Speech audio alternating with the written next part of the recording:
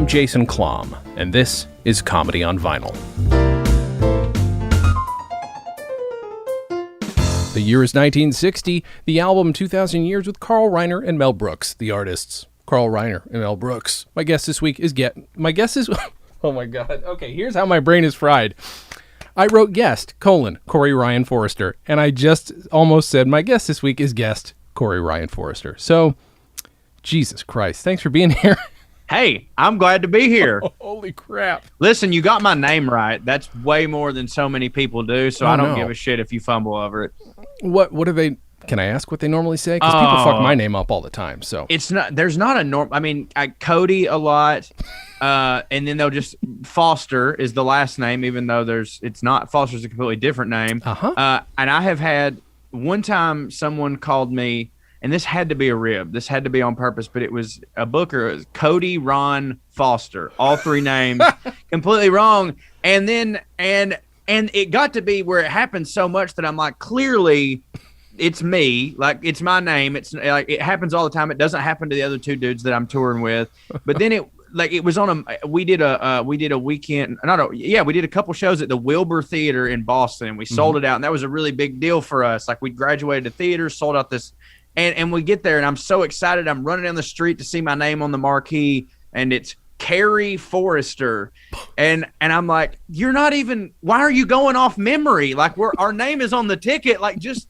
We put the letter, and the guys will say that I had a diva moment. I didn't have a diva moment. I just went in there and explained that I didn't go to college, and this is as close as I've ever had to a graduation. And could you please put an O where the A is? That's it. That's all I wanted. I need to see that. Yeah. Well, like, I get it. People think my last name is Clam all the time, and what complicates it further is that most people who have my last name pronounce it Clam. Oh, really? My wing of the family is the only ones who goes with the original German, which is Klom.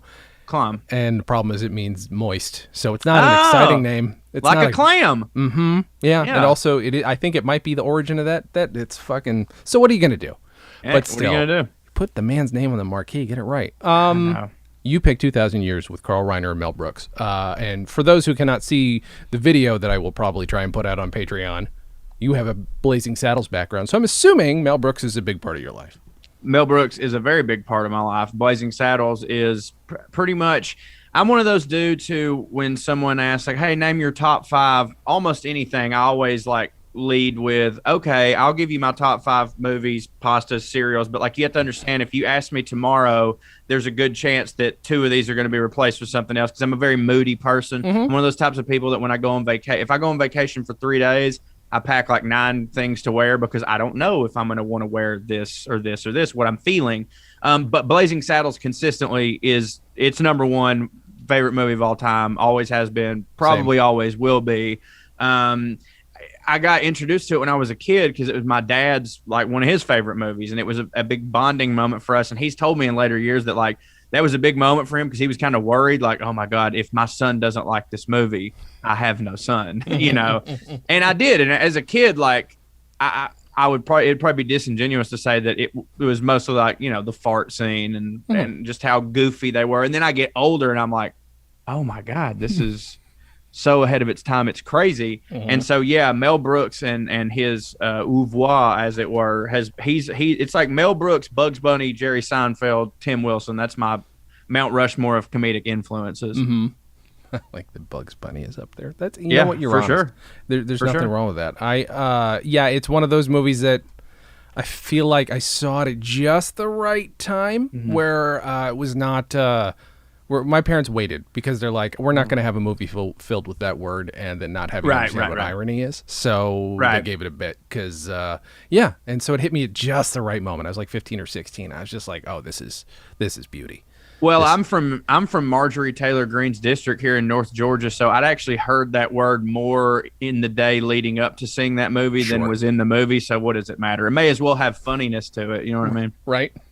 And at least it's said for a reason, you know. Yeah, and by a black person sometimes. Yeah, thank goodness. When do you have a history with this record, or is this something you picked because you like Mel Brooks? I have a history with this record in terms of I like it. I love the 2,000-year-old man as a character, and I just yeah, if I ever get to choose, like, hey, we're going to talk about comedy, what do you want to talk about? I'm going to try to, if it was a hey comedy movie, I would have picked Blazing Saddles. And so Mm-hmm. I was like, I always want, if I leave any sort of footprint out there in the world, I need people to know that Mel Brooks was the guy, and Mm-hmm. podcasts are forever. So I want his, not that, oh, if we didn't talk about Mel Brooks, Lord, he would be lost to the annals of time.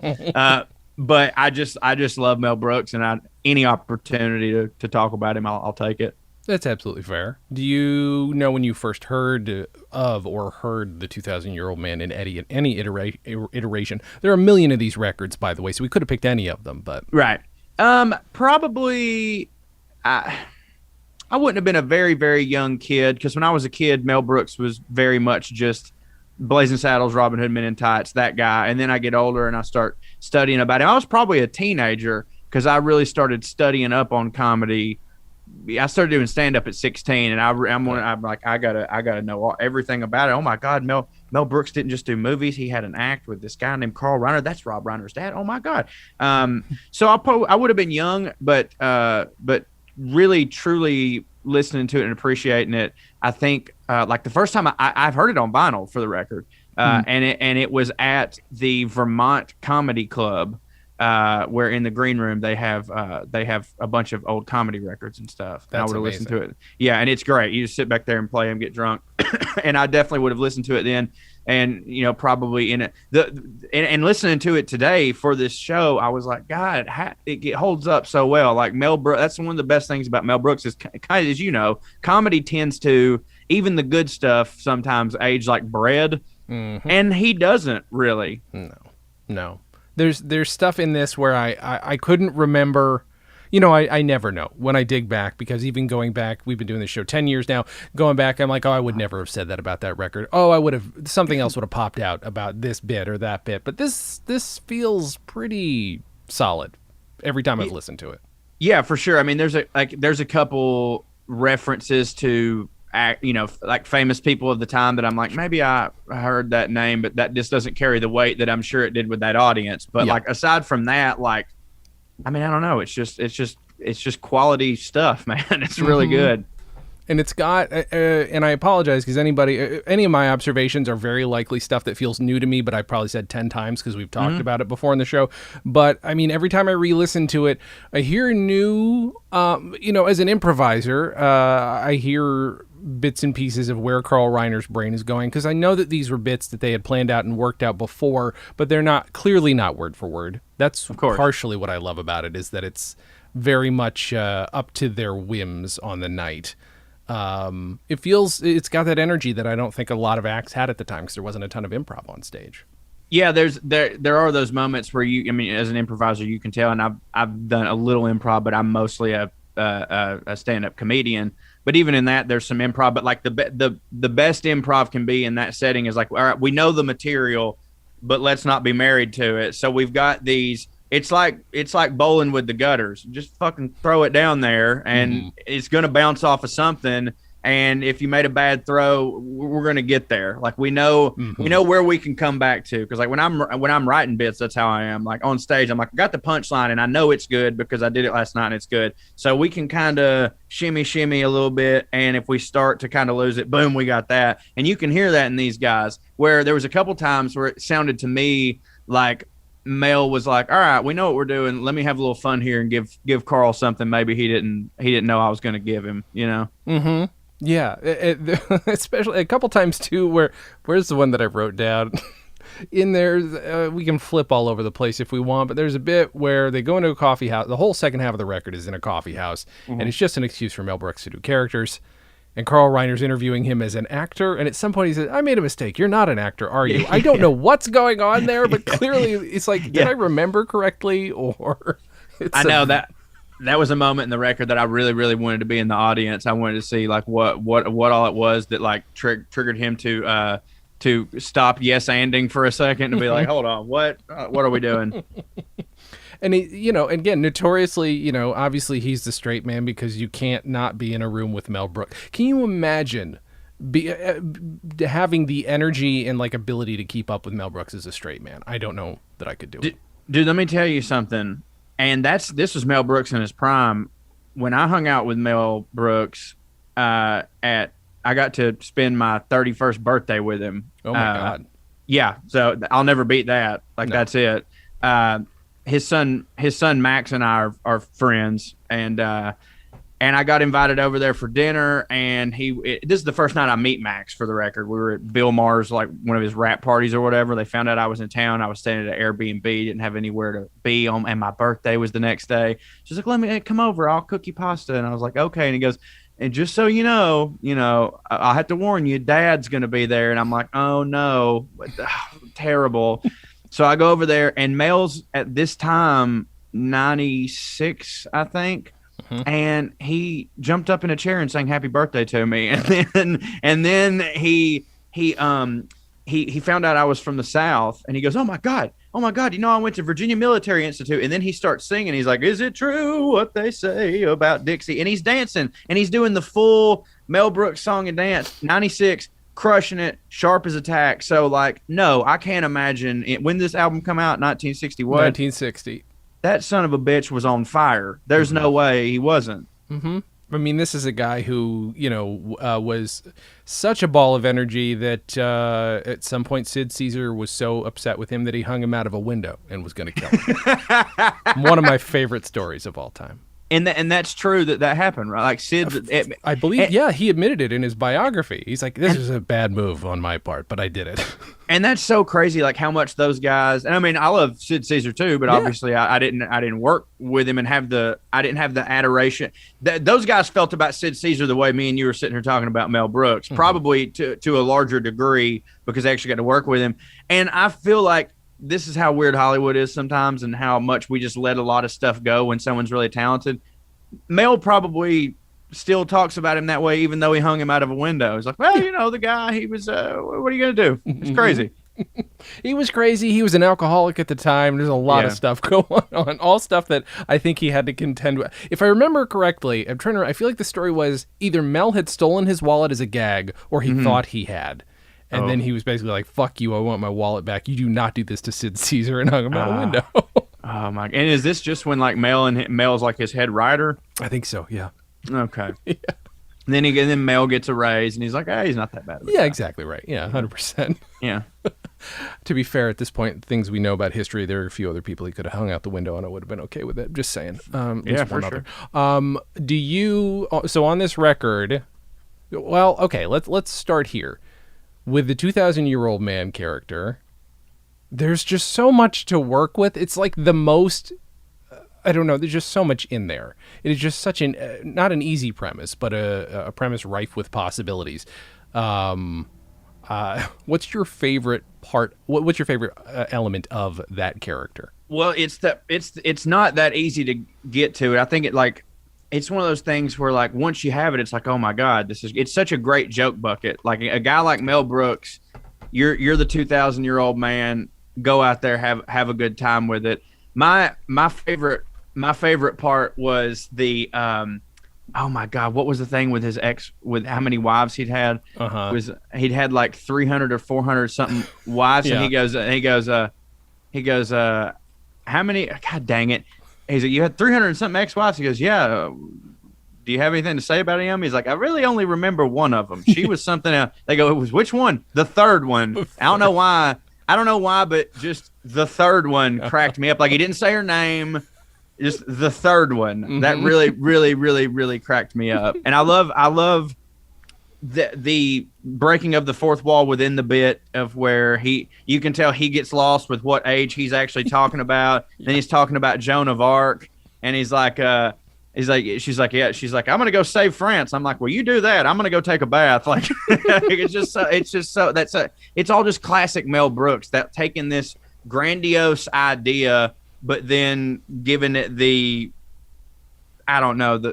tiny slice of life treatment. He was just so good at that. It's this gutsy premise where, like, I do sketch comedy too, and one of my favorite things to do is to just fuck with history. It's a classic thing to be able to take a piece of history, but he has the balls to be like, no, basically all of recorded human history, that's what I'm working with. Whole thing, everything. So then Carl Reiner can ask him about anything. Robin Hood. Did you know Robin Hood? Yeah, he stole from everybody and he kept everything. He kept everything. Yay, prance through the forest. But because of Marty the press agent, he had good press, so that's why we remember him so well. Marty the press agent. Absolutely tremendous stuff. Now this is one of those weird things that I feel like if you had picked this without having heard the record, you probably would have been like, I had no idea that there are these other characters. Because when I first heard these records, I was like, I assumed they'd just be the 2,000-year-old man the whole time. I definitely probably did too. Do you have any particular favorites among the rest of them? Do you have him in your note? Can you list them all? Yes, absolutely. So the next one is Fabiola, who was great. A rock and roller, an astronaut. Yeah. And at the coffee house, there's a depressed guy, an actor. Actually, the depressed one, it is actually a woman. The actor, the painter, the folk singer, the Peruvian, and the psychiatrist. I certainly enjoyed the actor. I enjoyed what Mel did with all of that. I like that he was, and I mean, we constantly, play around with that. Oh, I'm a crazy eccentric actor trope, but I mean, this is in the 60s. He's sort of kind of inventing the form there, and I really, really enjoyed that. Yeah. I enjoyed the whole thing. I enjoy how similar they are. It's not like Mel Brooks has so much range yet doesn't have any range. I can't say that without that sounding like an insult, but it's not. But Mel is like, I don't have to put on a completely different voice or a completely different. I say I'm this. You all believe me. Who cares? And I just love that. The accents fall off here and there. Yeah, of course they do. Except for, and I think my favorite bit is the Peruvian, which I had forgotten the bit again until we got halfway through it. Well, actually, until you get it right in the beginning, you find out he's in Argentina and he's supposed to be a native. Native. And then he's just like blurting out, like doing the most obvious Nazi references, and that's a thing that never gets old with me with Mel Brooks. Is just how much joy you could tell he took in taking the piss out of Hitler and the Nazis, like it was his job, which it was, and I enjoyed that. I mean, it's one of those things where I feel like people, if you've heard him talk about it, you can tell that's his life's work. That is very much like, well, no, I'm not going to stop people. If nothing else, turn him into an historical joke. It doesn't make you take him any less seriously, but it does certainly make you not. It makes you, hate him more. I think. Yeah, for sure. And it's also like it goes against the grain of how some people talk nowadays. Like we'll say, for instance, maybe my father, who is like, oh yeah, comedy was better when I was a kid when it wasn't political and they didn't get into all this yada yada. I'm like, oh really, Dad? Who's one of your favorite comedians? Mel Brooks, that guy. He never got into that territory. I'm like, famously blazed a trail, as a lot of people would say. Yeah, Hitler on Ice. My God, that's History of the World. Is that History of the World Part 1? Yes, it is. Yeah, that's a great movie. Oh, it's so fucking good. I need to rewatch that. We discussed the record, which is like, have you ever listened to any of the records of the movies? Because they mix soundtrack, like music and dialogue. No, I have not. Oh, they're very good. They're a lot of fun. The Blazing Saddles one, I've never heard because the original is way too rare. They've recently released a soundtrack of the movie, which I don't own on vinyl because I can't find it. But the original one is like impossible to find, and I don't know if it's the same or not. So do you mean they would it would be the songs from the movie, and then every now and then there would just be like little clips of the actual dialogue from the movie? Pretty lengthy clips, yeah. Oh, that's tremendous. So you get a rough idea what the movie is. Oh, that's fantastic. No, I've never in my life heard that. I've got some movie soundtracks, but like Robin Hood. Sure. Like Roger Miller stuff. Mm-hmm.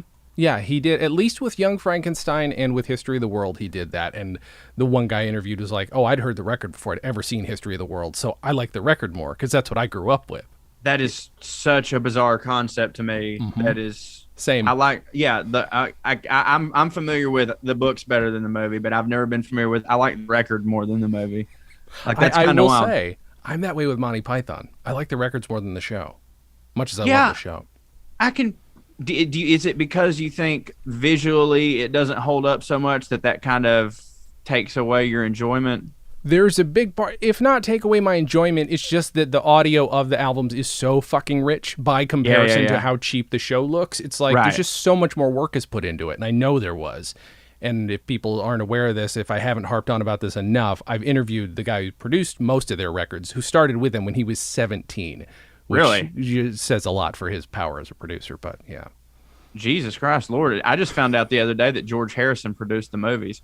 Oh yeah, yeah. That's that. Because I've been wanting to revisit the Holy Grail, but I'm always worried when I go back and look at some. I'm like, you just keep it the way it's like. I feel like that's why it's like with certain family members. I'm like, closed casket. Let's just remember them the way that they were.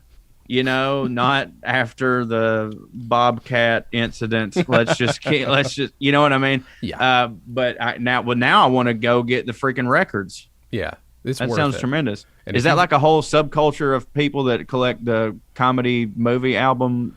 I mean, there might be. There's not enough of them out there, I don't think, to make it a thing. I'm trying to think, and I need to look up and see if the Blazing Saddles thing has it, because I have the single of I'm So Tired. I have the 45 of that. But I don't have the full. I've never been able to find the soundtrack for cheap. I know we came on here to talk about the record, but is there anyone funnier than Madeline Kahn in almost anything? God, no, dude. No. If you don't fall in love with her immediately, then I don't know what to say.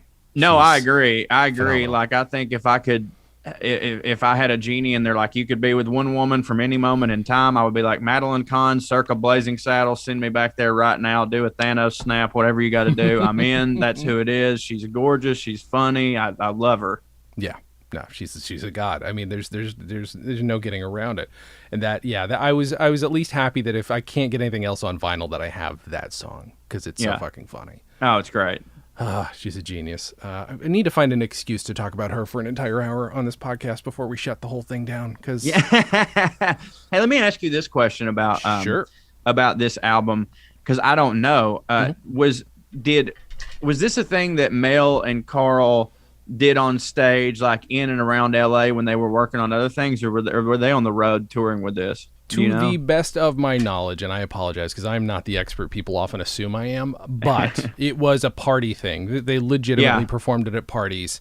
And then I think I should look this up. But it started out as a party thing, a lot like, I've heard mixed reports about whether or not that's true about Bob Newhart, but it's sort of the same kind of thing. Hey, we perform for our funny friends, and some of them are rich, and they said, hey, you should go make a record, or you should go perform this live, Yeah, that happened a crazy amount back then. I was actually just, we were talking about Jerry Clower, who is a Southern humorist comedian. Mm-hmm. Have you talked about any of his albums on here? We have. It was a weird session because I didn't know what to make of it. That's tremendous. It's funny. I almost, when I picked Mel Brooks, but I thought maybe I should go with Jerry Clower because it's more reflective of my region. Mel Brooks is more reflective of probably my personality and who I actually feel who I lie to myself in the mirror and say, this is the type of comedian you are. But really, it's Jerry Clower and a bucket of chicken. But Jerry Clower, it was like what you said, like his early records was literally, he was a fertilizer salesman. And, he would just be at these tractor supply type places. And this guy came up to him one time. He's like, hey, by the way, I just recorded everything that you did, your whole little speech here. He's like, okay. And he goes, can I make a record out of that? And he's like, do whatever you want. I don't care. And that went platinum. Like, what a great time to be breaking into something. Mm-hmm. I mean, that was, and his whole career launched from being a man who could literally sell shit.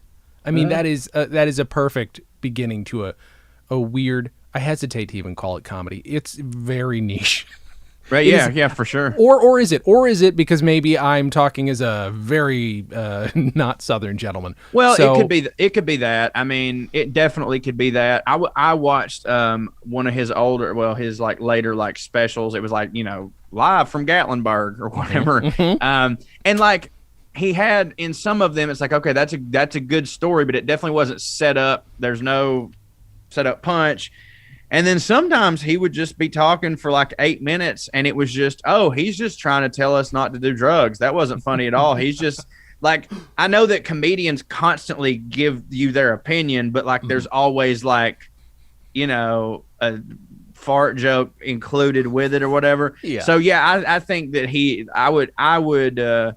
I would say he was a humorist and a storyteller. I would put him in that category. He's a weird, and he, by the way, also one of the other things is he's one of the most prolific comedy album creators I've ever seen. Oh yeah, I think at least 20, if I'm not yeah, mistaken. and that's pretty nuts. Yeah. Yeah, that's especially considering how relatively short his comedy career was, his For performing sure. career. And also just the way back, like comedy nowadays, it's like, well, you better have 20 specials because you have to put out one every year. But like back then, people didn't do that. People kind of, you just toured on your act, and like, they were like, no, I would never put it on record and send it out. Then I can't do it anymore, you know? Yeah. So like, that is pretty insane. Yeah. But I'm interested in this, the Mel Brooks, Carl Reiner just being at parties. I'm interested in that period where people were just like wearing suits, drinking martinis in people's living rooms, doing a 2,000-year-old man sketch. Can you imagine being at that party? No, I can't. Oh, and here, okay, so I'm seeing a note here that does say numerous people, such as George Burns, suggested to the two that they put their material on an album, and only Steve Allen managed to coax the two to come record it in his studio. And so that's how it doesn't tell me a whole bunch about the touring, but at least it was definitely a record thing. My guess is they would just like get together, sell a bunch of fucking tickets, and we're like, hey, we're doing another record. You guys want to be here for the audience? And I mean, must have been it. That's another thing that's so crazy about that is like how polished and veteran these dudes sound in this to me. Yeah. And it's like, oh, this is their very, very, very, very early work. Like very early work. Dude, my very early work, I have like paid people to scrub from the internet. Like been like, please don't let anyone get a hold of any of my early work. Like even stuff that like I was like 7 years in the game, I look back on now. Granted, it was an age thing. Like I started when I was 16, so you have to understand anything in the first 8 years, I hate that guy. Like he's stupid and young and but like, yeah, these guys are just, I don't know. Like he genuinely does. Mel Brooks in here convinces me that he's the 2,000-year-old man, and he's like 25 years old. He's so young. He's so you know what I mean? Yeah. Like but he's never not sounded like Mel Brooks. It's crazy. He's just got this. He's got this just air of wisdom about him that even comes through in audio. It's pretty nuts. Yeah. I feel like we're dancing around the fact that he sang it to you your birthday and how much I hate you for that. I'm kidding. I do not hate you. I do not hate you, but I'm so jealous. Dude, listen, man, I got to tell you, like I did tell people when that happened, I was like, there's nowhere to go from here. I mean, he literally is my number one idol. And getting to do that and getting to stay in touch with the family has been pretty Oh, and I'll tell you what, and God rest Carl Reiner's soul. That's actually, so, you know, they famously have had like dinner together every night for like 50 years. That's why he left. We were eating for my birthday and he didn't eat because he just sat there with us and hung out. And then he goes, all right, well, happy birthday. It was good to see you, but I got to go to Carl's house. And he walked over to Carl Reiner's house. Like my birthday was his first stop, and then he went to see Carl Reiner. That's so fucking good. Yeah, dude. I mean, it's the best moment of my entire life. I got a photographic evidence of it that, yeah, pretty good stuff. I think it's up here somewhere. It's somewhere in this room. So good. Yeah. Okay, so we know we're gonna go around a bit because I think we're just gonna have to talk about Mel Brooks and Carl Reiner. That's fine. That's fine with me.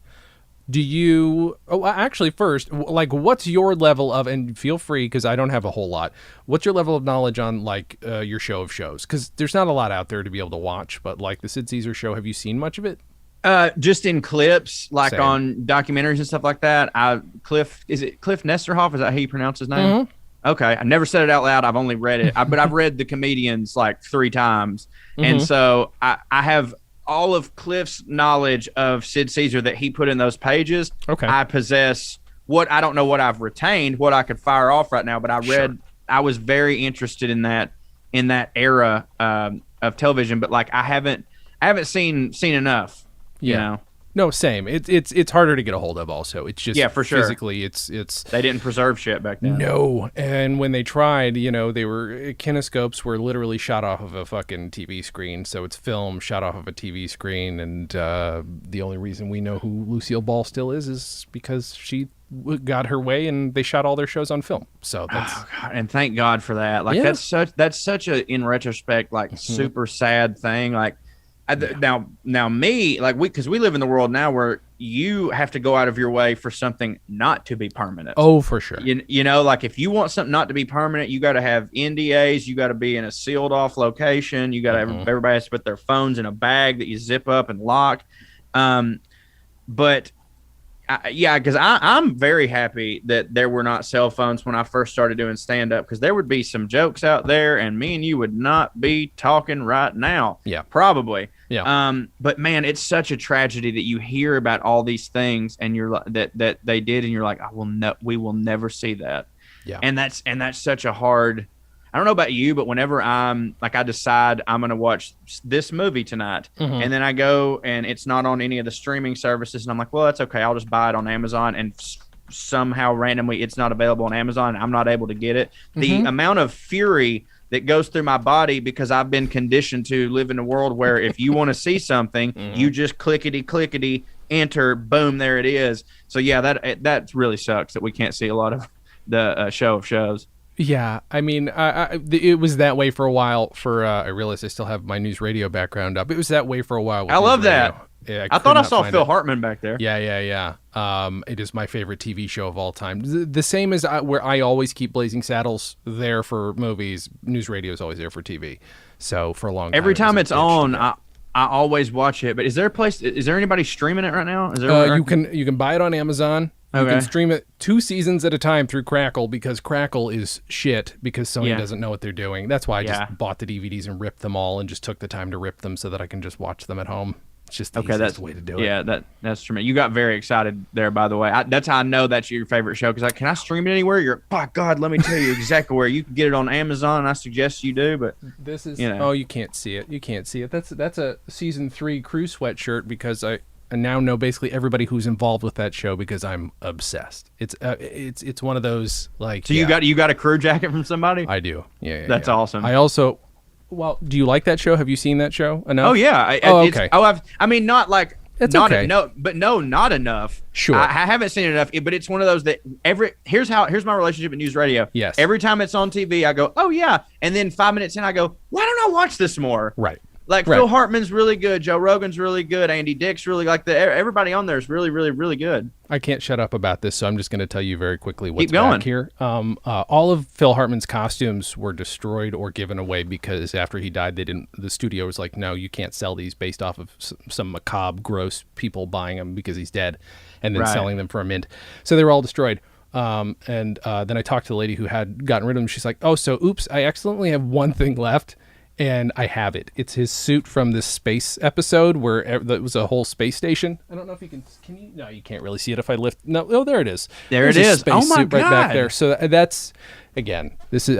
I'm never going to get a prop from Blazing Saddles. So at least I'm going to obsess over my favorite TV show of all time. Dude, that's pretty. Dude, having something of Phil Hartman's is pretty rad. Yeah, that's one of them guys that he amongst my generation.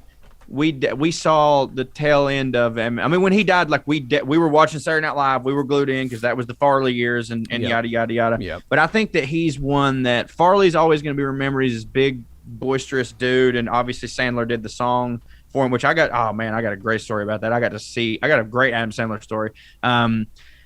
But Phil Hartman's one of those guys that was almost like so good that he goes under the radar. Yeah. And then but then every time you watch an old sketch with him, you're like, Jesus Christ, he was born to do Sinatra. Amazing. Yeah. Just absolutely amazing stuff. Have you ever seen, because I think this is on the Blu-ray in every version of the DVD. Have you seen the pilot of the Blazing Saddles TV show? No, I didn't even. What? You're blowing my mind right now. Yeah. Starred, I don't want to get this wrong. If I'm not mistaken, it was Lou Gossett Jr. Give me 1 second so I don't get it. It was called Black Bart. Okay. I feel like I have to turn in revoke my fandom or something. I didn't even know this was a thing. Well, because the show's not good. Now, what I've recently heard is and I don't know if this is true. This could be completely apocryphal. It's complete bullshit. But what was passed to me was that not only was there a pilot, but there was some deal where Mel Brooks, basically they said after a certain period, we get to spin this off into whatever properties we want, Mel, because we own it, and unless something else is developed. And supposedly they shot rapid fire 2 seasons of the show, and those 2 seasons they're just banked somewhere. So wouldn't you love it? even if it's shit, I want to see it. Yeah, of course I want to see it. But like, and that's funny because I almost just said something that in hindsight is really stupid. I almost said, was that for network? And it's like, of course it was. That's all there was back then was network. Right. But like, yeah, the idea of anybody that worked in television at the time seeing Blazing Saddles and thinking to themselves, this can follow Rifleman, or something like, we could adapt this for a place that completely and solely relies on Kraft macaroni and cheese dinner sponsoring us for an entire hour. Like, that's so insane and hilarious to hear.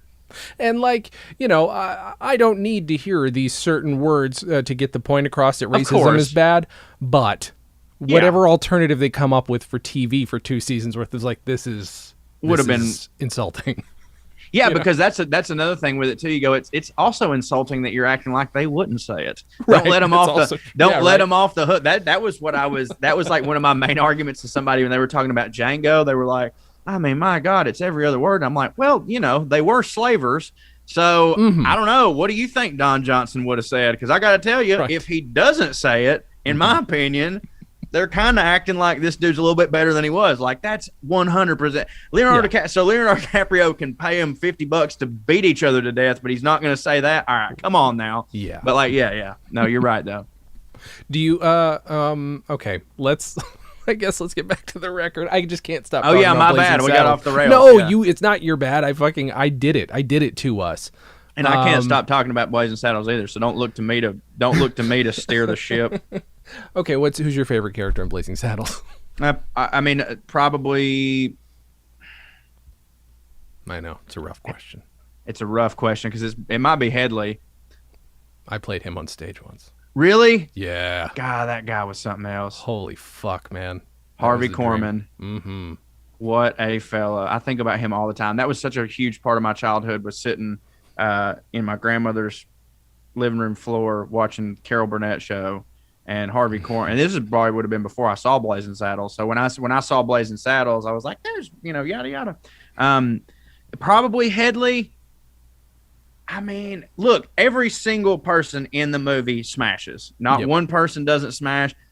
Slim Pickens is great. And especially because he wasn't really an actor. Like, he really was just like a ranch hand guy.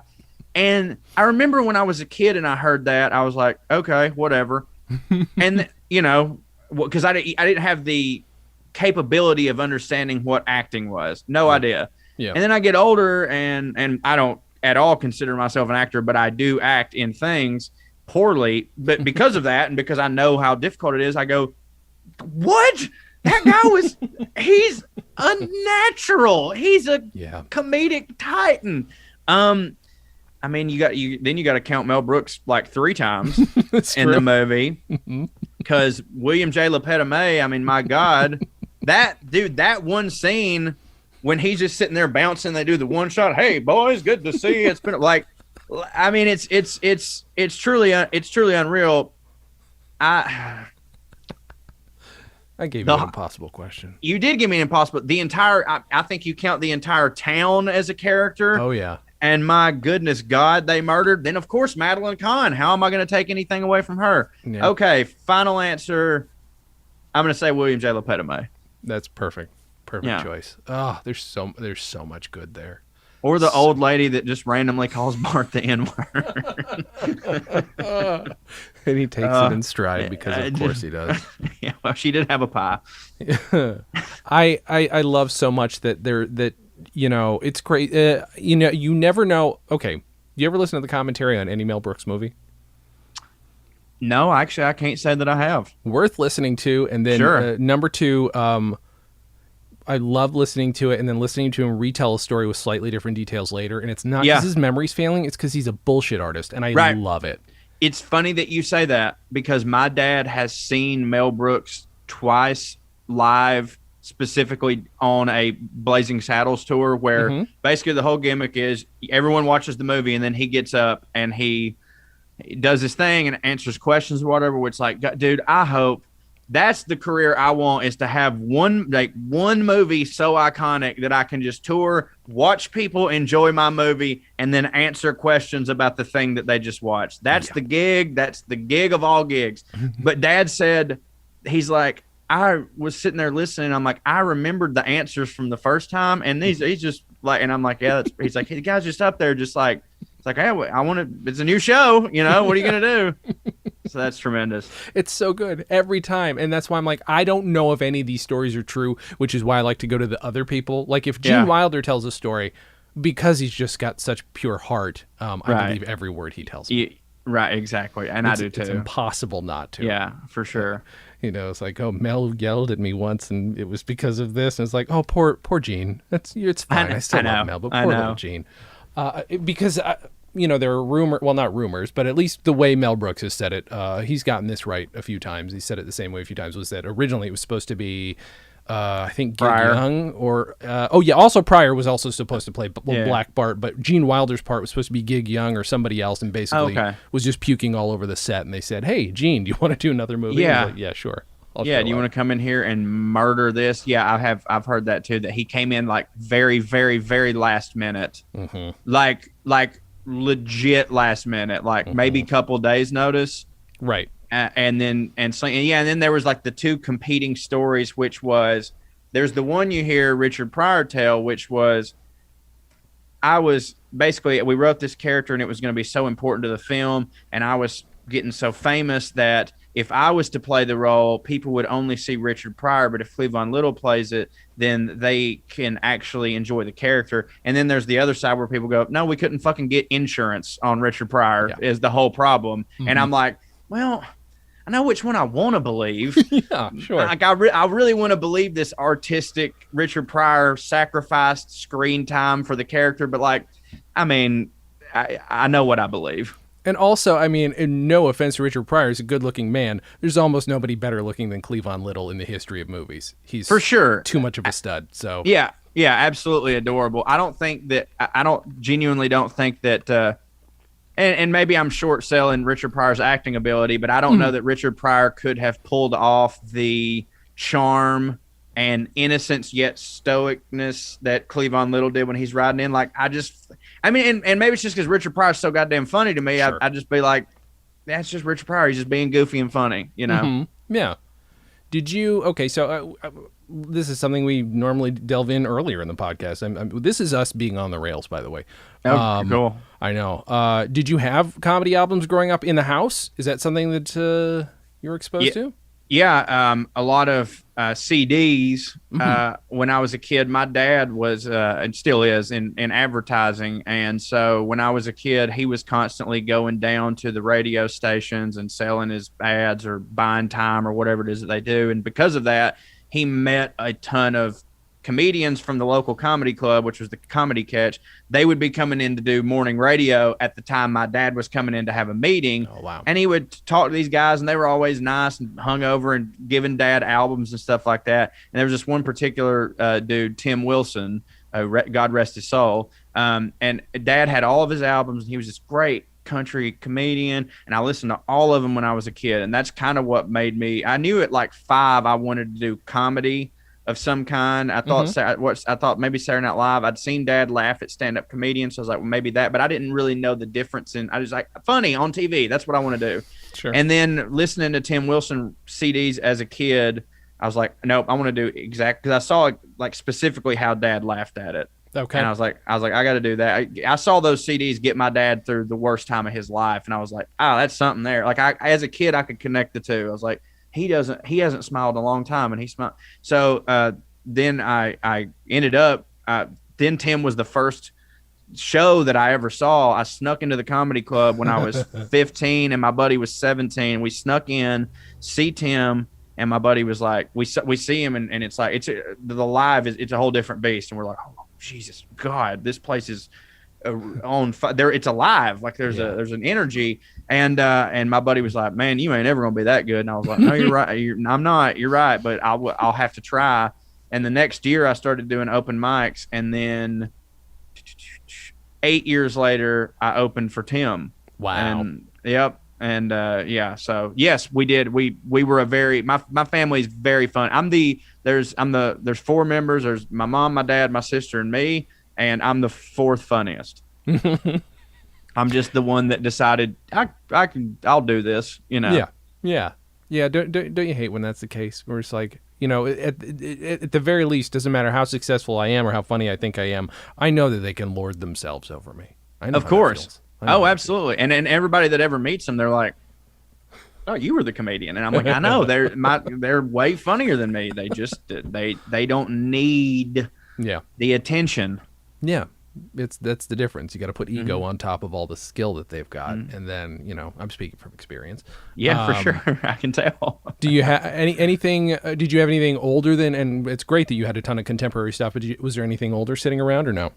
I mean, if you want to count like the Roy Clark, Grandpa Jones hee haw stuff, then yeah, I mean, Yep. we had a lot. We had a Okay. lot of that. My granny was, I mean, that was her bag, and over there at my granny's house, it was vinyl, Okay. and stuff. But she was a Grand Ole Opry, hee haw, Ralph Emery Show, like all that good stuff. So yeah, Sure. there was definitely some. There was some Grandpa Jones albums. There was some. What was the fat feller in the overalls? Do you remember? Junior samples. There we go. Thank you. There Yeah. was Junior sample stuff, and yeah, there was like that stuff. No, like actual like what I would call a stand up Minnie Pearl. Sure. And Minnie Pearl, I would count her as a stand up comedian of her time. Like it wasn't really wasn't as big as it is now. Like if she was doing what she was doing then, now we would be like, that's what you call them, So we had a little bit of that. Like everybody had a sense of humor. Yeah. Do you? Is there? There's got to be. I'm assuming there's this weird thing where Southern comics and Southern comedy get relegated to its own genre, as though an accent should make it a genre. Yeah. I'm wondering if there are like some underexposed Southern comics or acts that I might not know about that pop off the top of your head. Yeah, Stuart Huff, Dale Jones, those are definitely the two big ones for me. Those guys they're both from Kentucky. Now, it's funny you say that because like you're right, it is like but it's not called Southern comedy. Usually, it's called blue collar comedy, which is weird. But it insinuates that if you have a Southern accent, then you must be blue collar. Yeah. And for the record, I have no shame in that at all. Sure. Like none whatsoever. But blue collar means, they're going to be talking about, my wife this and my car broke down. And so there's no room in that for what that genre is to talk about anything more elevated. And then as soon as you're a Southern comic that does start talking about anything more elevated, all of a sudden they go, oh, you're not really from the South. And it's like, yes, I am. Yes, I am. You can't just hear me breaking down Henry VIII's divorce proceedings and think if that's the subject matter he's talking about, then this isn't classified as Southern humor because I'm as country as cornbread. It's just I'm interested in that. Yeah. And Dale and Stewart are two dudes who they're not gonna like they. Subject matter wise, you're not thinking Larry the Cable Guy, but their accents there, country is cornbread, and those are two dudes. And I don't know, there was that moment I think like the South exploded with Jeff Foxworthy and Larry and Bill and Ron and all this, and like, dude, I got nothing but respect for those guys. And like, I mean, Jesus God, like me and the dudes I tour with, like we unabashedly and unashamedly, like we based our modeling tour on the blue collar comedy tour. Okay, yeah. Just it's like, well, all right, it's three dudes, and at the end they'll go back up and they'll talk and they'll do stand up and Bob's your uncle, there it is. We love those dudes, but I think that they got so big that now they're like, oh, you got a Southern accent, Larry the Cable Guy, or you're Jeff Foxworthy, and it's like, I don't know, that's weird. I just never thought of like, oh, your New York accent, you're a comedian, you know what I mean? You're funny, I don't care. Yeah. Well, and also if people do the basic fucking math, where I'm from, upstate New York, we basically have Southern accents. I've just pushed it out of my fucking mouth, Oh, upstate New York, I consider them very much rednecks. Because rednecks, what people don't understand, that's not Southern exclusive. You know what I mean? No, That's rednecks is a way of life, and really, it's our country is not really as north versus south as everybody thinks it is. It's really more rural versus city. And I say that because I have more in common often with someone from Washington State, which is, 36 hours away from me, than I'll have with someone from Atlanta, Georgia, which is an hour and 30 minutes away from me, because they grew up in the city. And nothing, ain't nothing wrong with that. Sure. But they grew up in the city. I grew up in a rural area, and the dude in Washington State grew up in a rural area. Me and him, accents are different, but we're speaking the same language. Yeah. You know what I'm saying? I know that when he says, hey, man, I got to go to mama's house, that he has to go. You know what I'm saying? Like, I know these things. Yeah. So that's interesting. But with me, like, I know it sounds like I'm complaining about it, but realistically, I like it because it's a secret weapon. Because when you're Southern and you don't go up there and go, if you might be a redneck, which again, some of the greatest jokes of all time were from that format, but people get really confused at what I am, and it sort of helps put butts in the seats, just me being different. So right. I like yeah, it. Of course. I mean, there's nothing wrong with that. It is it's not a gimmick if you fuck with the expectation. You know what I'm saying? Like if you were leaning into what people expected of you, well then yeah, sure, that's a gimmick and that's nothing. Right. But you've got your own act, you've got your own personality. Yeah, like, and it's fine if you call it a gimmick. I don't care. Yeah, but I'm a wrestling fan, so I throw the word gimmick out a lot and not as an offense. So I got it. Yeah. Yeah, maybe I'm thinking of it wrong, because when I think of gimmick as the whole package rather than the thing that gets the butt in the seat. But maybe not. Maybe that is the thing that gets the butt in the seat, and the rest of it is you selling it. You doing the thing. Yeah, that's fine. Yeah, all right, that's a fair way. Yeah, I'm always like trying to reassess how I look at comedic and showbiz terminology, like novelty records and stuff. Oh, sure. That becomes a pejorative, which it shouldn't, because that's made interesting. a career out of it. Yeah, that's interesting. You're right. Novelty record. I could see that being like, I would never in a million years say that as an offense, but I could see somebody being like, oh no, because there's little words like that trigger me that people aren't that say, and they're like one of them for me that I can't. That they're like, oh, you're a content creator. Fuck. No, thank you. No, thank you. I'd rather jump out a window than hear that again. Me too. I can't. And I know that they don't know any better. Sure. And I'm like, but the word content just implies that it's anything. Like this is content. The contents of my desk. There's an old cucumber on it. Like, I can't stand you're a content creator, but I know that some of the people that are saying that it's of no offense. Sure. Yeah. But yeah, it gripes me. Should we go back to the record for a minute? Sure, we can. I'm sorry. I didn't mean to do this. I did this. This is what I did on purpose, because I also realized, like, I took a bunch of notes, but do you have a favorite bit on here that isn't the 2,000-year-old man? It would I think probably you said you like the actor. The actor, yeah, I like the actor. But I mean, 2,000-year-old man. Like, it actually kind of surprised me. The positioning of the 2,000-year-old man in the album. Like, you would think that they'd close with it. Right. It's the strongest, and it's the name of the album. Now, granted, I could see them being like, well, yeah, it's the name of the album, so we better have it there first so that people don't hear, 15 minutes of not that and then go, what is this? I don't understand. Yeah. So I thought that was an interesting decision. But I mean, no, obviously it's the 2,000-year-old man far and away. I would love to. And they did if I'm not mistaken, like not that long ago, they did another 2,000-year-old man, correct? Yeah, I mean, not that long ago in terms of they did it 21 years ago now, which depresses me. But yeah, that's actually 2000.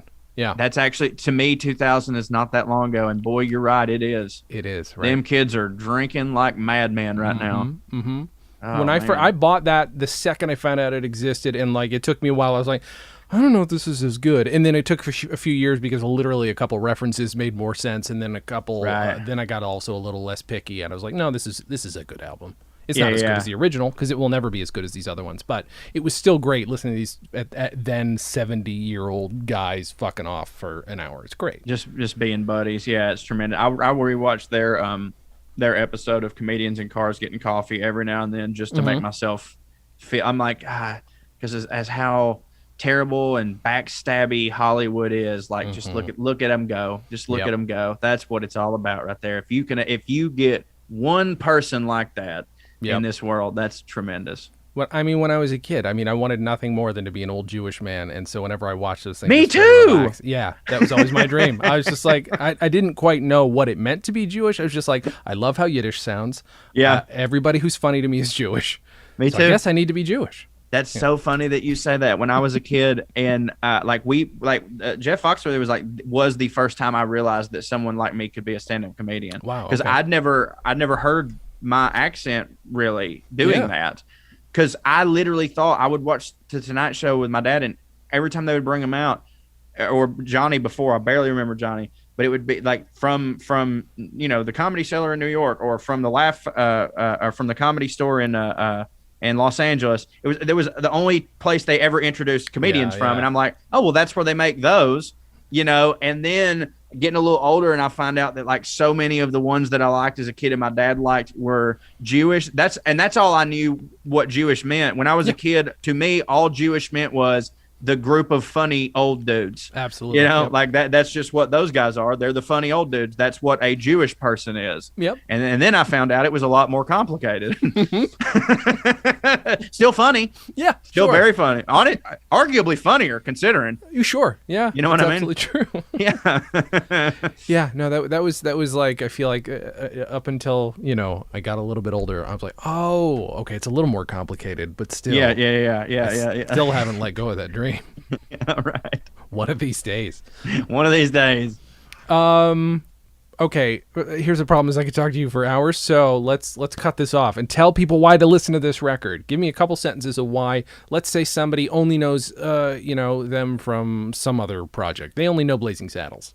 If you want to hear two people who are genuine comedic titans and legends who are having a blast and it comes through, this is the record that you need to listen to. This is a perfect combination of what I know is well-written jokes from two of the greatest writers of their generation and any generation, but also playful banter. You can tell when they're in the pocket, like jazz performers to comedy. It is a masterpiece. Absolutely. That's perfect. Now, I'm really proud of myself for that. That was good. Beautifully. No, absolutely. I asked that question every week, and I'm like, oh, that's better put than I could have done. I would have fucking destroyed it. It would have been horrible. Okay, so I got to cut this part out because I don't know.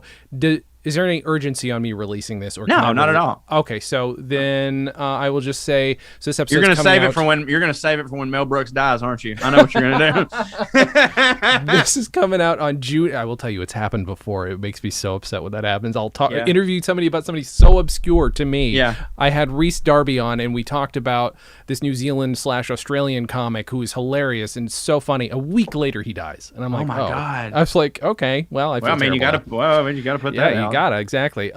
This is going to come out on June 2nd. Cool. So why don't you tell people where they can find you and if anything's coming up that they should keep an eye out for? You can find me. It's real easy. I got everything up at CoreyRyanForrester.com. And I have, you can go to check out my podcast, the Well Read Podcast, Through the Screen Door. And I think by this time, my new podcast, Putting on Airs, with Trey Crowder and Corey Ryan Forrester will be out, and it is it's a podcast. Putting on Airs, if you're from the South, you know exactly what I'm talking about. That is two rednecks talking about fancy, often British stuff. The first couple episodes, I broke down Henry VIII, Marie Antoinette. We talked about wine. We've talked about the period of time in Britannia when they were obsessed with mummies. And so it's just a super silly podcast that relies on the juxtaposition of fancy stuff and rednecks kind of bucking up against each other. So I've never wanted to hear a podcast more in my life. It's real fun. Holy shit. That's remarkable. My mom is like a big she's obsessed with Henry VIII. Like she could challenge any historian on it. Like I believe it. Well, I'll debate your mom. I'm just going to send that to her. I'm going to send her. She's going to want to listen to it. That's fucking great. Oh, that's amazing. Okay, so please. So you also have a podcast problem. I get it. I get it. I sure do. A lot of shows. That's good though. Sure do. Yeah. The pandemic, man. What were you gonna do? Well, that's exactly right. Yeah. I don't know that I've got anything to promote. Do I? I don't fucking know. Go to StolenDress.com. That's where all my podcasts are. All my movies are. That's where all my books are. That's about it. Thank you, Corey. Again. Well, thank you. Thank you for having me on, Jason. I appreciate it. Thank you guys for listening. And as always, have a good thing.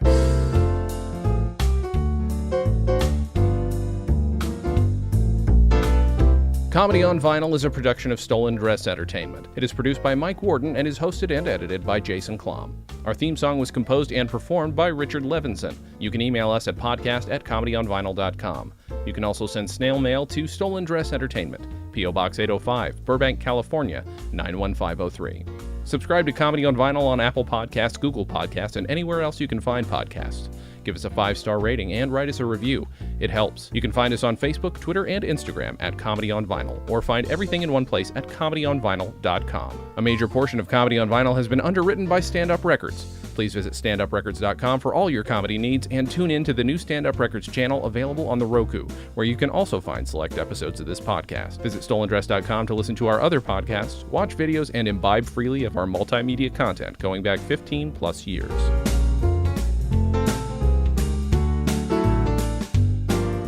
StolenDress Entertainment.